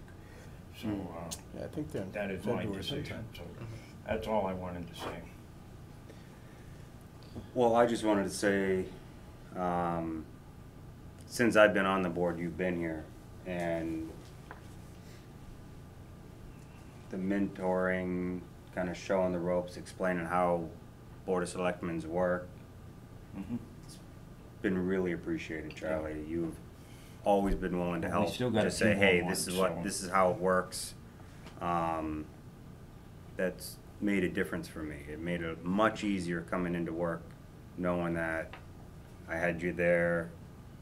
Even when you offered to let me be chairman, it was a learning experience, and you were always there in case I'm kind of screwing up. You're like, you can't do that, Matt. It's not our job. So I really appreciate it. Yep. And well, I've enjoyed working with both you gentlemen and Andrew, Sandy. We had some interesting times at the start. One meeting in particular, your first. yes, that was an indoctrination right there. Of, yeah, that was an interesting meeting, but it's behind us, so we move on. Yes. But I just wanted to make that announcement tonight, so people can, if they're running, want to think about running, they can run and plan way ahead, get ready. I too, Charlie, want to say that, the three of us, I think, have done a lot in the last, couple of years here. We came in some really rocky start with everything going on, a lot of things in town. I think a lot of changes have happened in town, Yeah. things we've gone through. Yeah, I agree, we've gotten a lot of things done that I think we all were hoping to see changes make, and Right. we did that together. Right. And we certainly have had our disagreements at times over things, but I've said publicly many times that I think Yeah. this board, everybody here has the best interest of this town at heart, and that's what's most important. And it's important that we do disagree on things, because if we all have a like mind, we wouldn't be giving the town what they deserve. We need our differing opinions, and I think we all bring different opinions here. And Yeah. certainly your experience has been very, very helpful to all of us. Coming into, when we talk about state grants and state operations and how that affects the town, your insight to that's been very helpful to me in learning about the chapter funds and things like that and how we deal with the school. Well, thank you. And I do Thank appreciate you. what you've done. Thank you. With that said, I have nothing else. all right. Well, thank you again. Thank you for my position. Thank you, Yeah. John. Thank you. But not over yet. So you No, come that's in- just but- the come beginning. in that next meeting. You know, Different Charlie, every meeting now through April will end with a big clap for Charlie. I I'm don't gonna know make about sure that. at the end of every meeting, it's I like, don't know all right, about everybody that. thank Charlie. He'll just stop. He'll just stop showing up like second week of January. He's like, you know, never mind. I'm done. Yeah. Are Thanks a lot. we going over administrative report or no? Or we, Do you have an administrative Um, report you'd like to speak to? The only thing I just wanted to update you guys on, so since our last meeting, we had that fire over in Town Hall. Thanks to the fire department for really acting quick on that. Signatures, right? So Um, it's just another I one. want to let you guys know that we, right afterward, I contacted insurance and our vendor for maintenance. Right now, they are in the process of replacing, it basically was one of the 3 boilers downstairs that had caught fire. It's both a boiler and AC unit. Our insurance carrier was very quick to basically make the determination, yep, that thing is toast, do what you have to do to replace it. So less our deductible of $2,500, they're covering the full cost. Full cost of replacement is about is almost $14,000. So, Okay. insurance is covered. It's, good thing that we have it in this instance. So, our McDonald's ordered the parts for replacement, and as soon as they come in, they should be getting that up and running. But thankfully, the only thing affected is the basement, and that heating unit only heats and cools the basement area. So. Okay. And that's not getting so cold right now because No. one, it's surrounded by Right. dirt on 3 sides in a Right. way. And the residual heat is making its way down. I'm sure just the furnace is running in the basement, kick off enough heat to keep it above freeze. Was it determined what malfunctioned on that? So there was a crack in the heat in the basically the firebox. Heat exchange. So what we're assuming is that the fire escaped from that crack and then got into the unit itself. Like hit the insulation, kind of like lit the insulation outside the firebox and ran through the equipment. Right. That's what we're kind of determining might have been the initial cause. Is that oil or propane? That's oil. Okay.